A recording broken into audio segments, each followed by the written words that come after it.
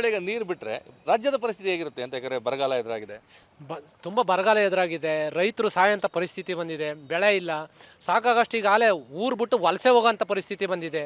ಇಡೀ ಕರ್ನಾಟಕದಲ್ಲಿ ಎಲ್ಲೇ ಹೋದ್ರೂ ನೀರಿಲ್ಲ. ಕೇರಳನೋ ತಮಿಳ್ನಾಡು ಆ ಕಡೆ ಹೋಗ್ಬೇಕಾಯ್ತು ಈ ಭಾಗದ ಜನಗಳು ಬಿಟ್ಟು, ನೀರು ಅಲ್ಲಿಗೆ ಬಿಟ್ಟ ಮೇಲೆ ನಾವು ಎಲ್ಲಿಗೆ ಹೋಗ್ಬೇಕು ಹೇಳಿ?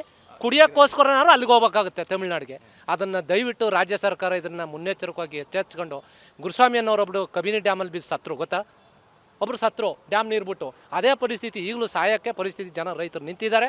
ದಯವಿಟ್ಟು ಇದನ್ನು ವಾಪಸ್ ತಗೊಂಡು ಎಲ್ಲ ಸ್ಟ್ರೈಕ್ ಮಾಡಿ, ನಾವಂತೂ ರೈತರು ಡ್ಯಾಮ್ ಹತ್ರನೇ ಕುತ್ಕೋತೀವಿ, ಅದು ಎಷ್ಟು ನೀರು ಬಿಟ್ಟಾರೋ ಬಿಡ್ಲಿ.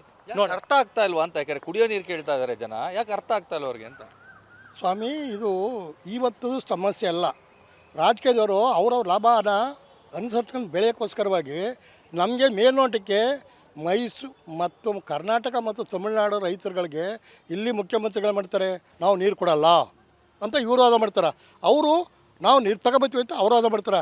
ಈ ಸಮಸ್ಯೆನ ಅಲ್ಲಿ ರೈತರುಗಳು ಇಲ್ಲಿ ರೈತರುಗಳನ್ನ ಎಲ್ಲ ಪ್ರಾಣಾಂತಕಕ್ಕೋಸ್ಕರವಾಗಿ ಇವ್ರು ಮಾಡ್ತಾಯಿದ್ದಾರೆ ಹೊರತು ಇವರೇ ನಮ್ಮನ್ನು ಉದ್ಧಾರ ಮಾಡೋಕ್ಕೆ ಮಾಡ್ತಾಯಿಲ್ಲ. ಇವರು ರಾಜಕಾರಣ ಮಾಡ್ತಾಯಿದ್ದಾರೆ. ಯಾತಕ್ಕೆ?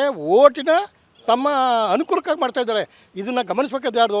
ಕೇಂದ್ರ ಸರ್ಕಾರ ಇರ್ತಕ್ಕಂಥ ನಮ್ಮ ಪ್ರಧಾನಮಂತ್ರಿಗಳು ಏನು ಹೇಳಿದ್ದವ್ರೆ, ಈ ಸತಿ ಬರಗಾಲ ಬಂದಿದೆ, ಡ್ಯಾಮ್ಗಳ ನೀರಿಲ್ಲ ಅಂತ ಅವರೇ ಅನೌನ್ಸ್ ಮಾಡಿದ್ಮೇಲೆ, ನೋಡಿ ಸ್ವಾಮಿ, ನಮ್ಮ ಪ್ರಶ್ನೆ ಇಷ್ಟೇ, ಏನಾದರೂ ನಮ್ಮ ಕರ್ನಾಟಕದ ಮಾನ್ಯ ಮುಖ್ಯಮಂತ್ರಿ DK ಸಾಹೇಬ್ರು ಏನೋ ನೀರು ಬಿಡೋಕ್ಕೆ ಏನಾದರೂ ಇದಕ್ಕೆ ಹೋರಾಟಕ್ಕೆ ನಿಂತ್ಕೊಂಡು ಇದನ್ನು ನಿಲ್ತಿಲ್ಲ ಅಂದರೆ ಅವ್ರ ಮನೆ ಮುಂದೆ ನಾವು ಪಾಲಿಡ ತಗೊಂಡು ಕುಡಿಯೋಕ್ಕೆ ಸಿದ್ಧ ಇದ್ದೀವಿ.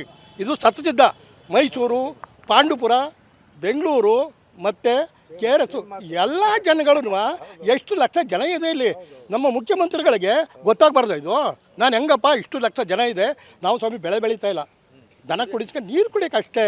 ನಾವು ಮನೆ ಮಾಡ್ತಾಯಿದ್ದು ಯಾರು ಗೊತ್ತಾ? ನಾವು ಇವತ್ತು ಇನ್ನೂ 6 ತಿಂಗಳು 1 ವರ್ಷ ಕುಡ್ಕೊಂಡು ಜೀವನ ಮಾಡ್ತೀವಿ ಸ್ವಾಮಿ.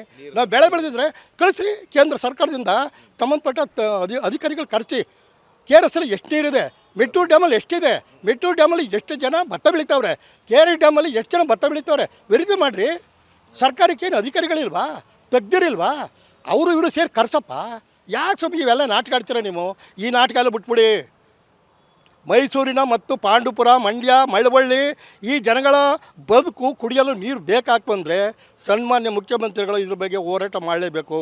ಸಂಬಂಧಪಟ್ಟ ಎಲ್ಲಿ ಯಾವ CRDBD ಕೋರ್ಟಲ್ಲಿ ವಾದನ ಅವರು ಮಂಡಿಸಬೇಕು ಸಮರ್ಪಕವಾಗಿ. ಈಗಿದೆ ಸ್ವಾಮಿ ನಮ್ಮ ರೈತರ ಕಷ್ಟ, ಯಾವುದೇ ಕಾರಣಕ್ಕೂ ನೀರು ಕೊಡೋಕ್ಕಾಗಲ್ಲ ಅಂತ ಅವ್ರು ಮಂಡಿಸ್ಬೇಕು ಸ್ವಾಮಿ. ಸರ್, ಈಗ ಒಂದು ವೇಳೆ ಕುಡಿಯೋ ನೀರಿಗೆ ಸಮಸ್ಯೆ ಆಗಿರುವಾಗ ನೀರು ಬಿಟ್ಟರೆ ರಾಜ್ಯದ ಸಮಸ್ಯೆ ಆಗುತ್ತೆ. ರಾಜ್ಯದಲ್ಲಿ ಎಲ್ಲ ಎಲ್ಲ ಸಾಯಬೇಕಾಗುತ್ತೆ. ಒಬ್ಬ ಮನುಷ್ಯ ಮಗು ಅವನ ಕಡೆ ನೀರು ಕುಡಿಬೇಕಾದ್ರೂ ಕಷ್ಟ.